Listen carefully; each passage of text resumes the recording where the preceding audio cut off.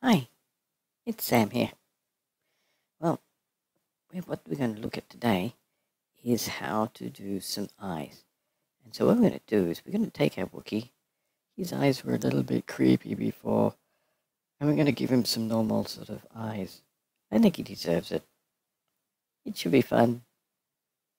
Now, I should say that I'm not a Photoshop expert. So this is, I'm going to show you all of the different things I do. But you may know Photoshop better than I do. But I'm going to show you how I do it. This one might be a little bit long too, because there's quite a bit to go through. So let's get into it.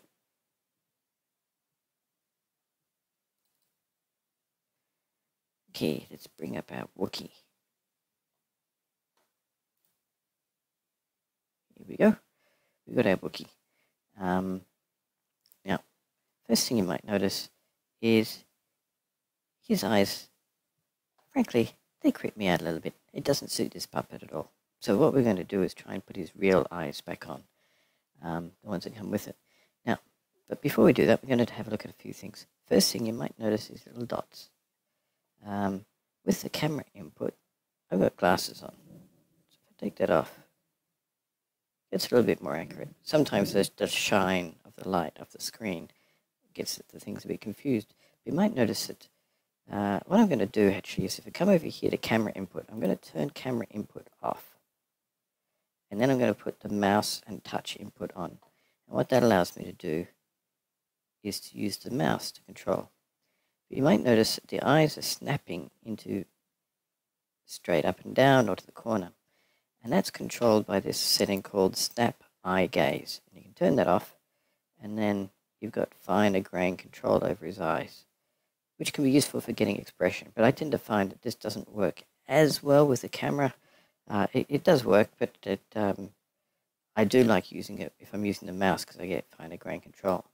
But if you are trying to use a camera, you might notice the eyeballs are going right to the very edge. So a very simple way to fix that one. There is another way, but I'm not going to bother with it. Just a very simple way is just to adjust the camera strength, which is this setting over here. It's called camera strength. And now, as I look around, especially if I put the snap on, because then it's going to go to the edges, you might notice it leaves a little bit of a white gap at the edge. So the camera strength can be useful just if you want to keep the eyes within that region. It's a nice, easy way of doing it. But what we're going to do is to start replacing his eyes with what his real eyes should look like. So we're going to hit Control E to edit. Control E to bring up Edit Original. Hello. Control E. Okay, I don't know why that's not working. Oh, helps if I go into rig mode. So I'm going to go into rig mode, and I'm going to edit. So in here, we saved away the eyes from a previous time. And so what we're going to do is to bring, these are the eyes. You can see they look a little bit more natural. Let's zoom in. So this is Control plus, oops, holding down the space and dragging. See, these was his original eyes. So they're the eyes we want to try and get back, that look and feel. So that's why I saved away a copy. So what I'm going to do is I'm going to hold down Alt and drag this down into the left eye layer, because I'm going to get rid of that pupil, and I'm going to make a new pupil. So I don't get confused, I'm just going to delete the old pupil, which is that little dot, and we're going to call this one plus left pupil. The plus tells it to be independent because we want the pupil to be able to move around without trying to warp all the eyes, so definitely want a plus there. Later on we're going to put more pluses on a lot of these things, but just for the moment we're just going to stick with that one. Now, just to make things a little bit clearer, I'm going to hide a few things, just so we can see what's going on a little bit clearer. Okay, so we've got this, and what we want to do is to get a round eyeball for the pupil, and then we want to put it over the circle instead. So what I'm going to do is I'm going to cut a circle out. So up here, it's got different marquees, and one of them is elliptical, and so I'm going to use that to create a circle. And I'm going to try and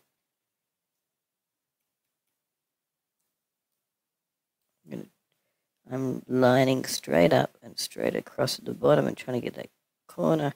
And then if I hold down a shift, it gives me a nice clean circle. Get it to about the right size. I can actually drag it a little bit afterwards. And I'm trying to get a round shape. It's the right shape for the eye. And then I want to get rid of everything else. So what you can do is to select inverse. And that's now selected everything except that round eye. And then I can just hit the del key. And it's got rid of everything else. And so I've got this eye. But you can see it's not quite right. Now, Control D, I think it is, select, deselect. So, great, I'm back into editing mode. Now, there's lots of ways to draw this eye out. I'm going to just use this Smudge tool. So it's under this menu over here. It's called Smudge. May not be the best way, but it's what I'm going to use. And what I'm just doing is I'm just dragging that, smudging that blue around the edge to get rid of that, some of that brown fur. And smudge, smudge, smudge. Oops, didn't like that one. There's probably a better way of doing it, but this is what I'm doing. And I'm showing you all the steps that I go through. You can, there's lots of articles on the web if you want to find better approaches.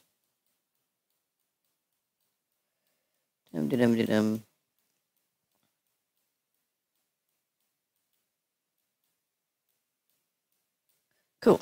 So I've got an eye. That's not too bad. I'm going to actually pick this marquee tool again, the circular one, and again lining up about there and drawing out a circle. And I'm going to put that around. And the reason for doing this a second time is sometimes these little stray pixels, I'm going to probably show you a little bit later, but the stray pixels can cause problems. So I'm going to inverse the selection again. I'm going to hit del, and it really cleans up that edge a little bit. Now, oops. I just noticed my eyes off a little bit, so I'm actually going to trim a little bit more of that side. And do it that way. Select inverse, hit del, and I've got my iris. They call it pupil because the puppet usually don't have the color, but I actually include the color, and so the pupil really means the pupil and the iris. Okay. Deselect, and then let's start turning eyebrows back on. Turn the right eye, we've got the left eye, the mouth, and so forth. We've got them all back. So let's save that and just go back to the puppet just for a moment. And I know the pupil's not in the right spot. But if we go into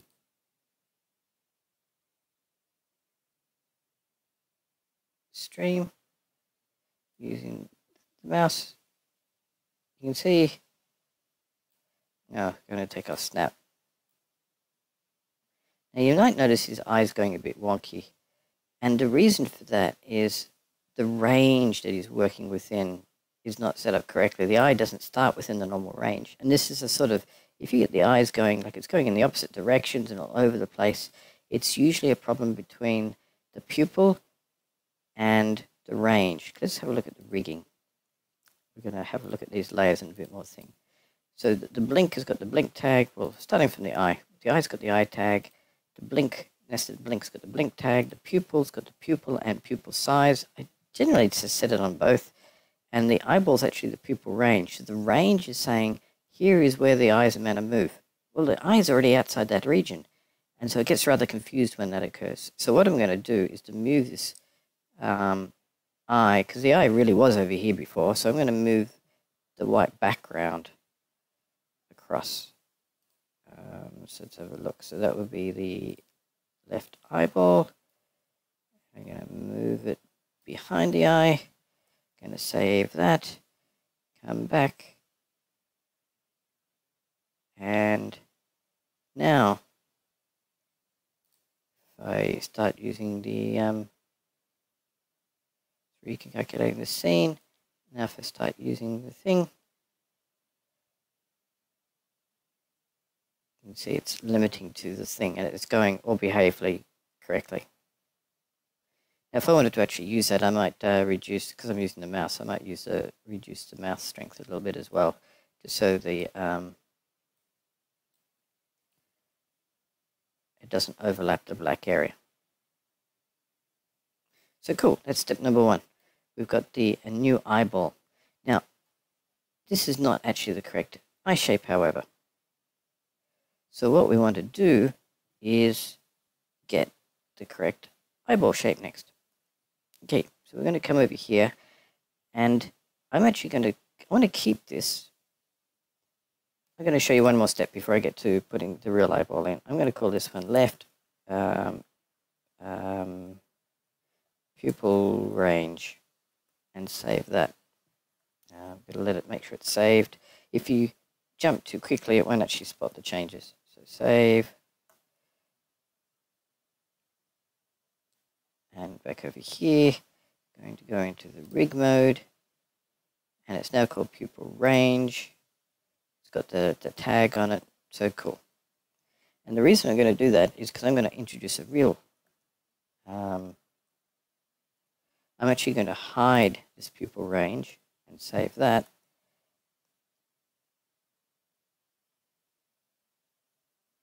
And it's starting to look a bit more natural, but we actually want to get the eyeball in there and get it all done right.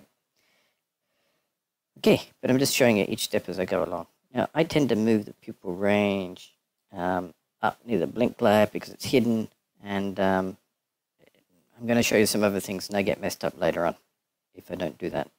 Okay, so let's get rid of the puppet again.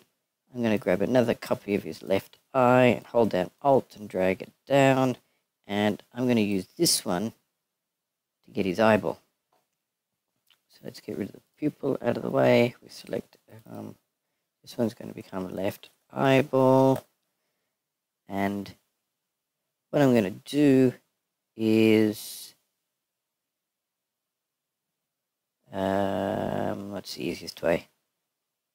I'm going to just paint it. Now, first thing I'm going to do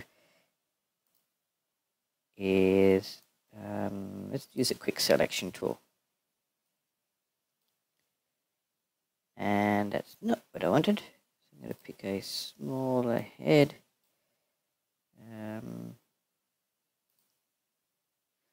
See, I'm going to, what is it? Subtract some of that out. No, subtracted too much. Okay. I'm going to go with just drawing it by hand. I'm going to adjust this a little bit more later anyway. And then Control-Shift-I inverts, Del gets rid of all the rest. So we're getting sort of like a bit closer to where we are. And what I'm now going to do is I'm going to draw it. I think I'm just going to paint it. Be done with it. Okay, brush tool. That color will do.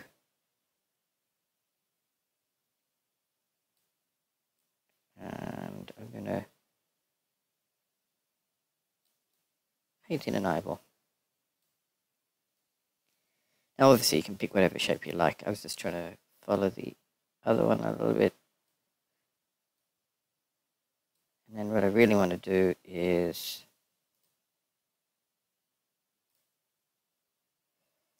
and then Control-Shift-I and Del, because I don't really want all that other stuff. And then I'm going to hit the erase. Oh, that's a big erase tool. Get rid of that selection. As I say, if you're a Photoshop user, you're probably laughing at me now. I don't really want all that other dirty stuff, but I'm going to just leave with that. Okay, so I've got an eyeball now. Get the pupil back, get the body back. Hit save. Come back over here. And if I start recording, you might notice that the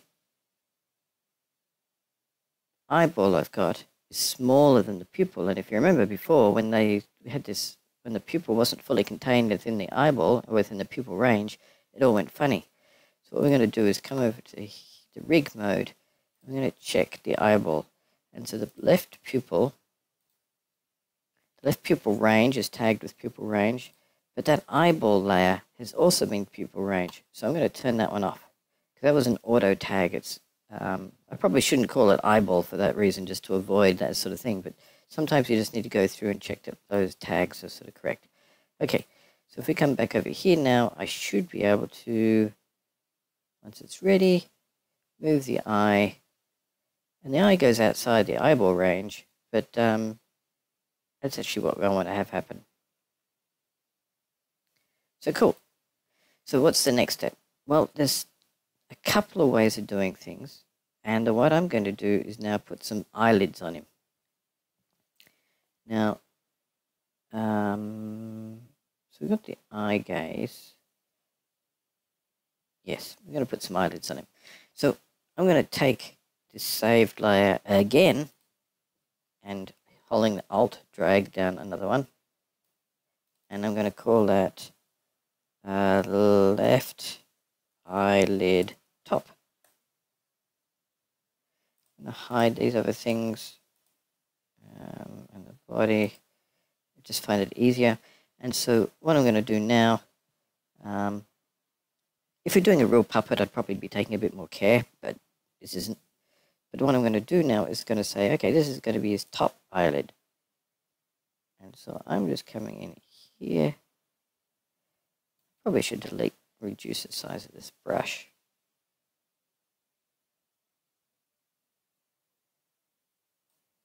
And so I've kept the eyelid at the top, and I kept a bit of the fur as well. Now if we bring back the pupil and eyeball, then you'll see that, okay, we've got the top eyelid. Now, I am going to take that off, because the bottom eyelid I'll probably bring in around here as well.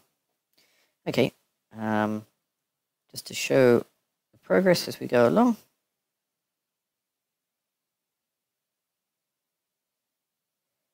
Load that up, and of course I forgot to bring the body back. Load that back up. So if I have a look at this eyelid top, it's been tagged with eyelid top and eyelid top size, and that's fine. Now if I go into the record mode, what's happening is, because the eyelid is a layer above the pupil, and then you've got the eyeball behind that, the eye gets cropped by the eyelid. And so it's starting to look somewhat decent now. It looks like his normal eyes, and it's got that look and feel more like him. And that's because I've got the eyelid above the pupil, above the eyeball. Now if I wanted to do the bottom eyelid as well, what I'm going to do is I'm going to drag that eye layer down one more time, holding down Alt.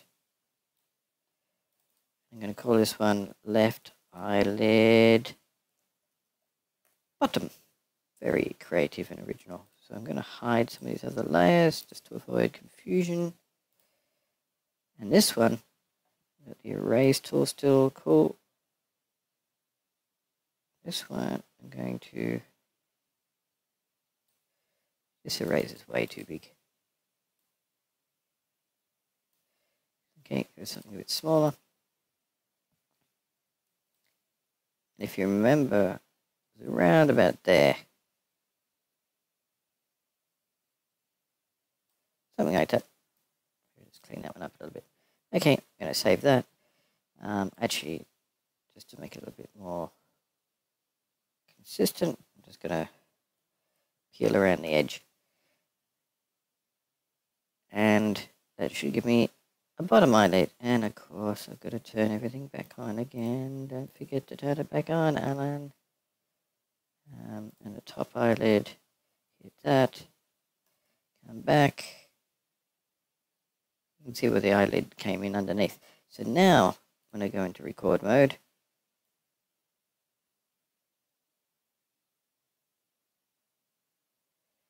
the pupil is getting clipped by the top and the bottom. If you actually sort of see, so along here, and so that's because I've put this layer on top. It's called an eyelid. Okay, so let's see what else we can do with these eyelids. Well, coming down to face, if I turn on the face recording, the eyelids have actually got these settings like eyelid strength. Let's just crank it up just to go crazy. And you may be noticing his eyes are going all funny. And you may or may not like that effect. Personally, I don't like it. And it's particularly with this sort of artwork, I just don't think it's working. So what I'm going to do now is go back into the rig mode, jump back over here, and I'm going to, normally what I actually do is I make the eye itself independent by putting a plus at the front, and the eyelids I tend to make independent. That's just so they can all move around and they don't twist and distort everything else. So I just made a few more things independent. You'll see the little crowns appearing over here more. And now, when I go into record mode and it recomputes, you can see it's sliding up and down now instead. Now, if it's not quite right, you can hit this reset mode and it just computes it. And as I said, with the glasses on, it's probably the reflection coming off the glass. Now, if you don't like that very much, you may prefer the distort mode. You can also reduce the strength, because remember I set it up to something crazy, and so you can just give it like a value like 10. And you can't see everything. Maybe I got that up to 33. And so you can get a little bit of movement there if you like. It's really up to personal taste. It doesn't look too bad with a little bit of movement. And then you can sort of do wider eyes and so forth. And so that's what you can do with eyelids. I frequently just set it to none. But it's really what you want for that particular one. Okay, now one thing that can happen, and it hasn't in this particular case, but if the eyelids are not actually big enough, the eyeball can peek out through the top. And so I'm going to show you one other way of doing this that's not using eyelids. And so I'm just going to hide the eyelids for the moment and save that.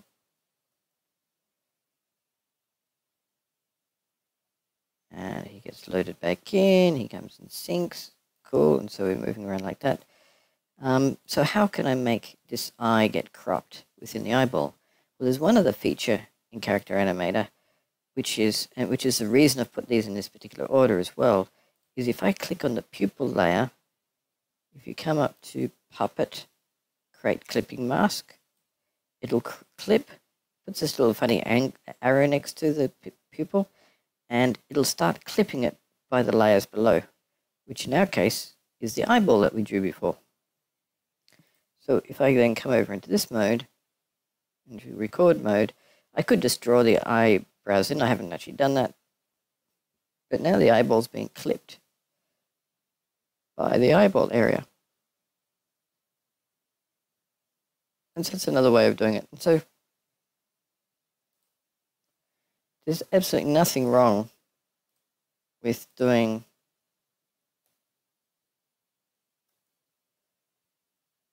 all of them at the same time. And it's particularly useful if your eyelids don't go everywhere you like. So you can actually now get a little bit of movement in the eye. I can look around. And it's all getting clipped nicely. So, have I missed anything just before I sign off? Because we've got across the main sort of points, and I've tried to show it step by step so that you can actually decide which ones you like. I'm going to set the eyelid strength down to 0. In a later episode, I'm actually going to show how you can get a bit of motions in it by having different shapes of the eyes, but I'm going to leave that to a later lesson.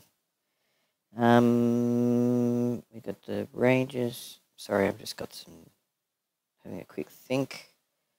Pupils. Yep, I think that's it. So I'm not going to do the other eye. I'll leave that one for another time maybe. You can do things like just grab this eye and mirror it across the other side. But cool. So that's the way I do it. This particular structure, actually, I think I'm going to try one more little sneaky thing in it. So this structure is what I almost always do for an eye. I've got the blink layer near the top. I just like putting that at the top because when the blink kicks in, it hides all of everything else beneath. And I'm going to talk about blinks in a future episode as well, so I won't go too far into it. But I have the pupil range, which I always hide, and it's really just to control how far the eye can go, so I can make that bigger if I wanted to, if I want the eye to be able to move further. Got the top and bottom eyelids. If they're not moving, you don't really need them. I just tend to put them in as eyelids. But then I've got the pupil and with the eyeball underneath it, and I let the pupil clip the eyeball. Now, one reason, the real reason I actually put it together this way is in anime, which I just like copying, one of the ways of indicating a closed eye is to hide the eye. So what I'm going to do is I'm going to sneak in another layer. So I'm going to, how am I going to do this? I'm going to take here, I'm going to say, this one I'd call an advanced technique. And I clicked the wrong button, didn't I? Because I should be over here. Okay, I love undo buttons. Create a new layer. I'm going to put this layer between the top and the bottom eyelid, and I'm going to call this left closed. Inside this left closed, I'm going to zoom out a little bit. I'm going to hide the eyebrows. There they are. I'm going to use the healing tool,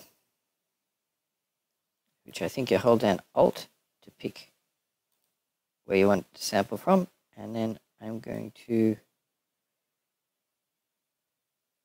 draw in, and that didn't work at all, so I must have to, okay, I'm going to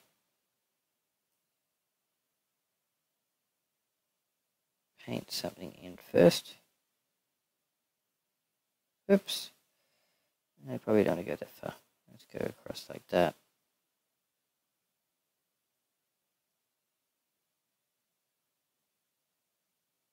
Okay, now I'm going to try the healing tool.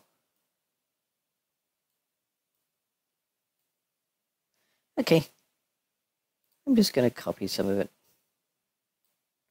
Copy. Peeky. Okay, down here, copy. You've got to select the layer that's actually got the artwork on it. I'm going to come back up here. I'm going to paste. I'm going to move. And I'm going to, this is going to be a little bit crude. I've just moved it down there. I should have grabbed a bigger area. But,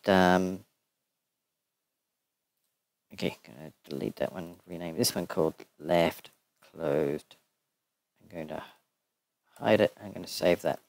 Okay, what did I do all of that for? And the answer is I'm going to create a trigger on this left closed area. It's called a trigger. And I'm going to give it the letter C for closed. And then what happens in record mode, making sure that I've got triggers turned on,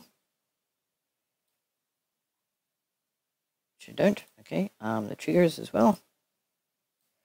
And what it's going to do is when I click the C key, that layer is going to appear like that. And if I'd done it nicely, it would have. So you really want to blend it in nicely with the underlying. I'm going to try that healing one more time.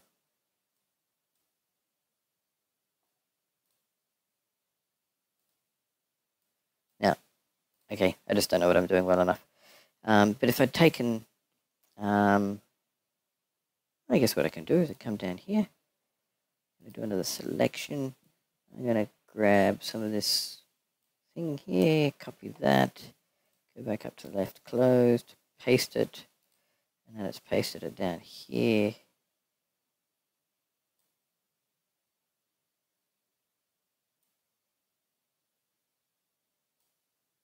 Yeah, I'm just wasting time now, aren't I? But the whole idea is if I'd done that properly without trying to be in such a hurry, I can then close the eyes and it sort of looks like he's got his eyes closed. And it's sort of like a happy expression, a happy eye closed. And that works because I've got this closed layer that appears between, I've got the top eyelid still visible, and then I've got this closed layer that obscures the eye and the bottom eyelid because I've got it layered in between. Oh, I didn't merge it into the other one. Okay, doesn't matter. Trying to get too clever. Just get rid of that one. I think you get the idea anyway. So it can be a useful sort of technique to sort of do a closed eye. But I'm going to leave it there. I'm going to do some more in a future one. Thank you for watching.